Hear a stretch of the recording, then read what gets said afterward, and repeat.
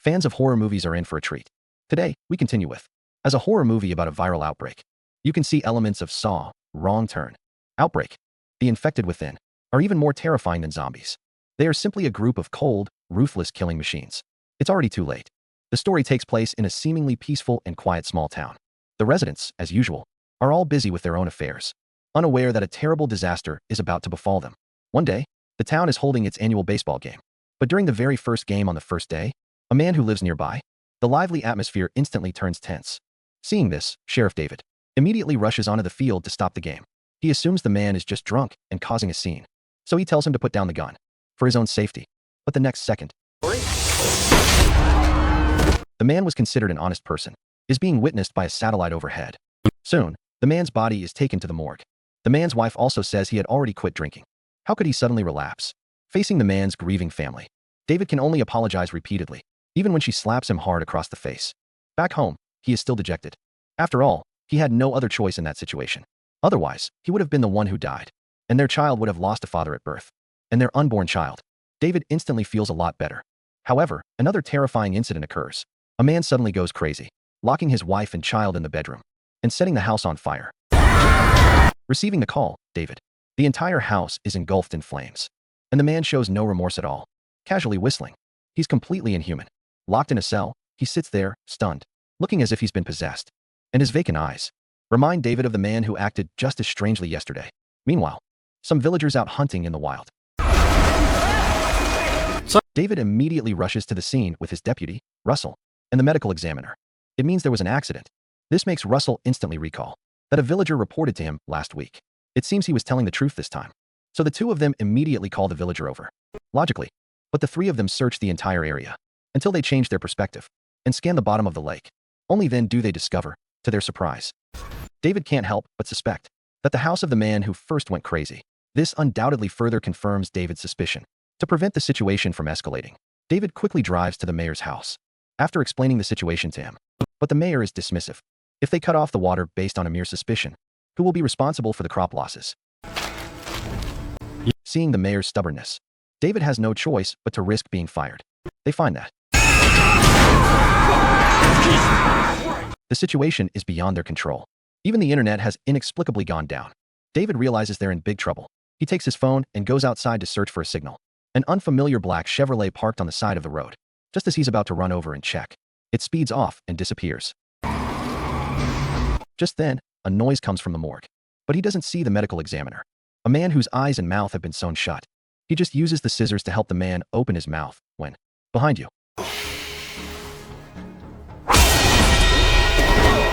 lying on the floor, David hasn't even recovered when the man comes at him with a bone saw, blocking the fatal blow with his hands. David forcefully throws him off. At the critical moment, realizing the gravity of the situation, David, back home, plans to send his wife to her mother's house for a while. He has to stay behind and figure out what's going on. But his wife refuses to abandon her husband. Besides, she's a doctor. As the two are arguing, a strange noise comes from outside. Suddenly, his wife screams for help reach his ears. Just as he's about to go back and save her, he is captured by a group of heavily armed soldiers. Both husband and wife are put on a bus. Russell and other town residents are on the bus as well. They are then transported to a camp. This is a temporary quarantine zone set up by the military. Everyone in the town has been forcibly brought here.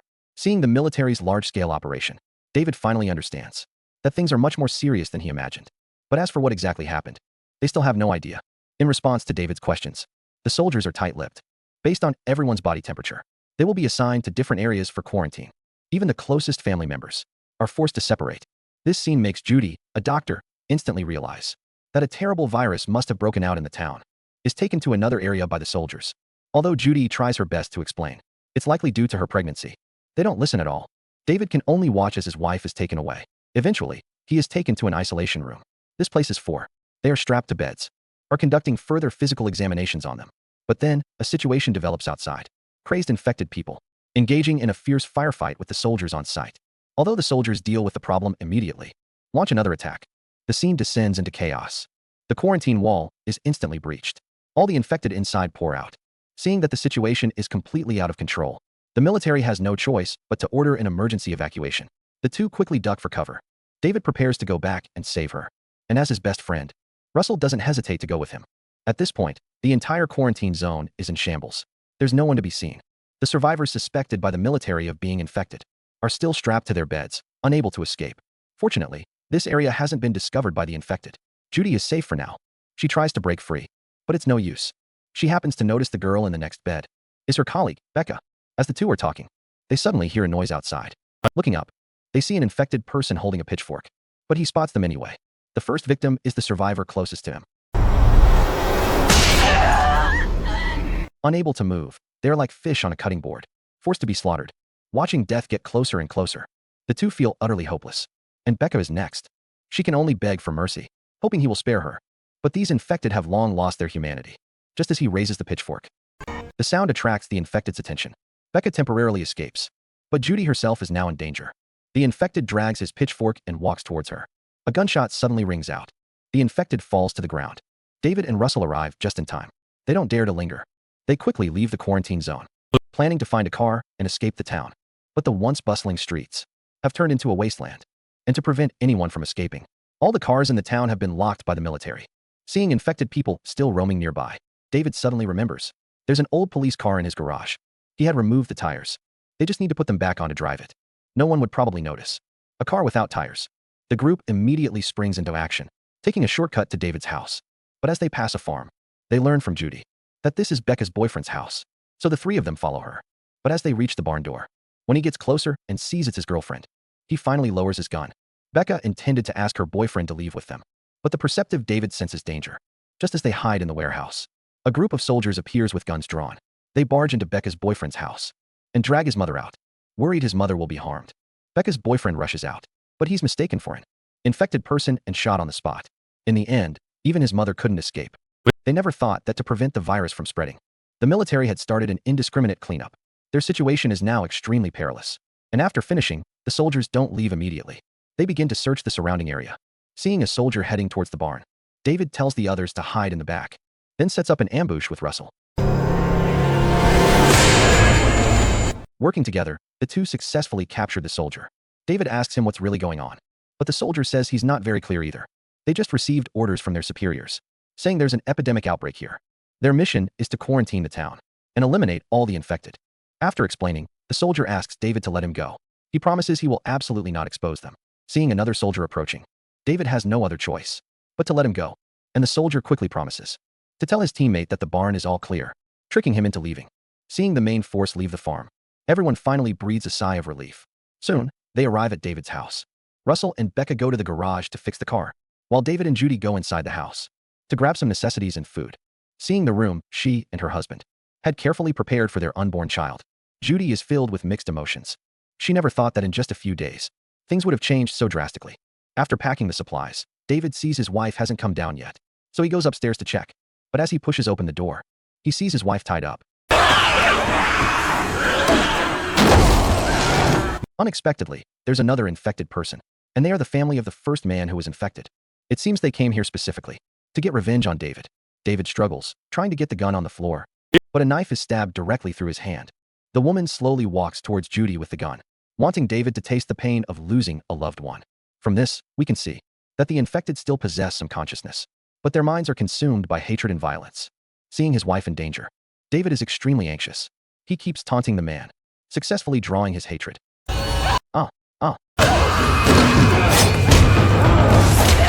Enduring the severe pain, David manages to turn the tables, but the woman's son then points the gun at him.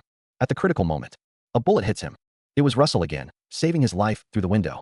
After David unties his wife, Becca also rushes over. The two quickly disinfect David's hand to prevent him from getting infected too. But Russell, who follows, picks up the handgun from the floor and finishes them off.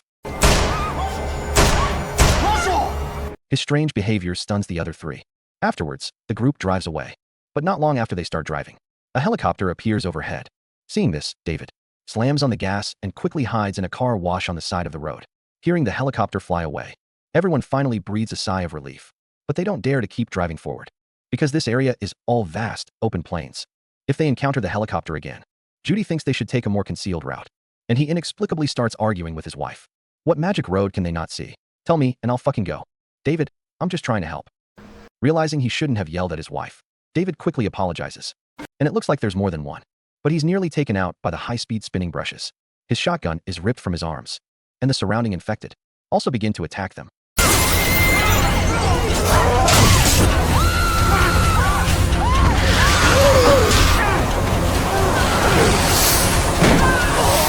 After a concerted effort and dragged out, fucking car. Stop, Judy.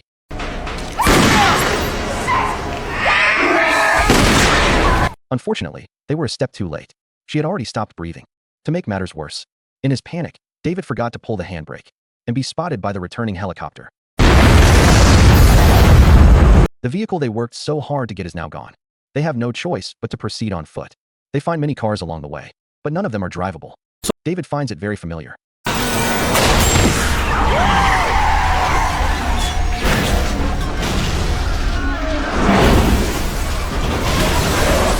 The Chevrolet instantly loses control and flips over. And if it was related to the crashed plane, the driver is with the military. At this point, there's no need for him to hide anything. It turns out the plane was indeed transporting a deadly biological weapon. But an accident occurred during transport, and it crashed into the lake. The virus can spread through the water supply. Once infected, people turn into violent madmen. And the incubation period is only 48 hours. If during that time, no symptoms appear, it means you're not infected. But the driver is shot and killed by Russell. No. What the fuck is the matter with you? I said that I wanted to talk to him. This abnormal behavior makes David realize that Russell has been infected, for safety's sake. But unexpectedly, he has another handgun. David's actions make Russell very angry.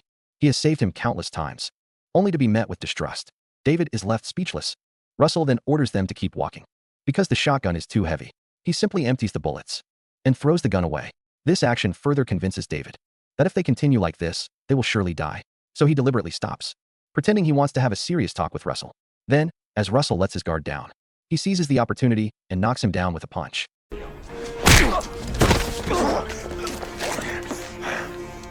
But Russell begs David to take him with them, to at least let him leave this town. Considering he had saved his life, David has no reason to refuse. That night, the three of them reach a highway intersection, but it's already been blockaded by the military. To leave the town, they must pass through it. If they're discovered, he has also noticed something is wrong with him. He doesn't want to become one of those lunatics. So he decides to help his friend one last time, by drawing the soldiers' attention, giving them a chance to escape. Seeing Russell's resolve, David says no more, and silently hands him the handgun. Just like that, Russell walks out confidently. The result is obvious. He is instantly shot and killed by the military. His sacrifice successfully gives the couple the opportunity to cross the blockade. They run frantically down the highway. They arrive at a truck stop, but the place is a mess, having long since been overrun. Luckily, David finds a working truck in the maintenance bay. This is their last hope of escape. However, while searching for the keys, he hears a terrible message from a military radio. Left behind. We are at landing status. We need to. Countdown procedure initiated. We are at 1 minute. 10 minutes. Then David discovers in horror that the pickup truck outside is full of dismembered bodies. He instantly gets a bad feeling. The next second, the entire truck stop loses power. At the same time, Judy, waiting at the counter, also sees a figure flash by outside and grabs a knife for self-defense. After a long silence, she cautiously peeks out to check, but suddenly,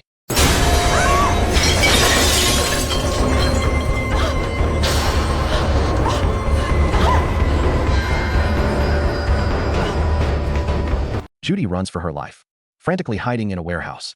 This place is also full of bloody corpses. 2 infected people walk past outside. Luckily, they don't spot her. After seeing them leave, Judy is about to escape when a pair of hands suddenly covers her mouth from behind. It's David.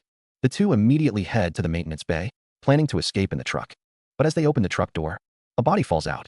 The loud noise will soon attract the infected. David quickly gives the handgun he found to Judy, then takes the keys from his bag to start the engine. But to their dismay, none of the keys they found are for the truck. Realizing the body might have been the truck driver, David quickly gets out to search. Finally, on the body's waist, he successfully gets the truck keys. But at the same time, an infected person with a gun also spots them, just as David is about to get back in the truck.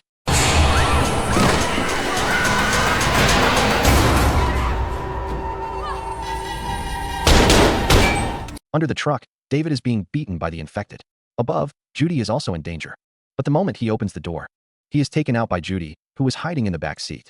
But David is still no match for the infected.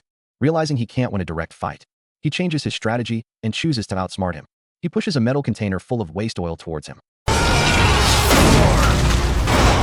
The waste oil covers the infected's entire body. Seeing this, David quickly takes out a lighter and throws it at his feet. As the oil ignites, flames instantly engulf the infected's body.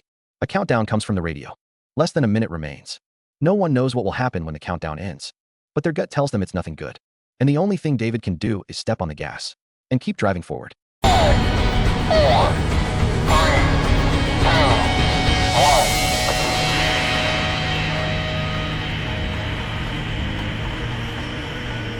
Anything? No. Just as the two think nothing happened, a huge mushroom cloud suddenly rises from the town. They never thought that to completely eliminate the source of infection, the military would choose to destroy the entire town with a nuke. Soon, a massive shockwave sweeps over them, flipping the truck upside down.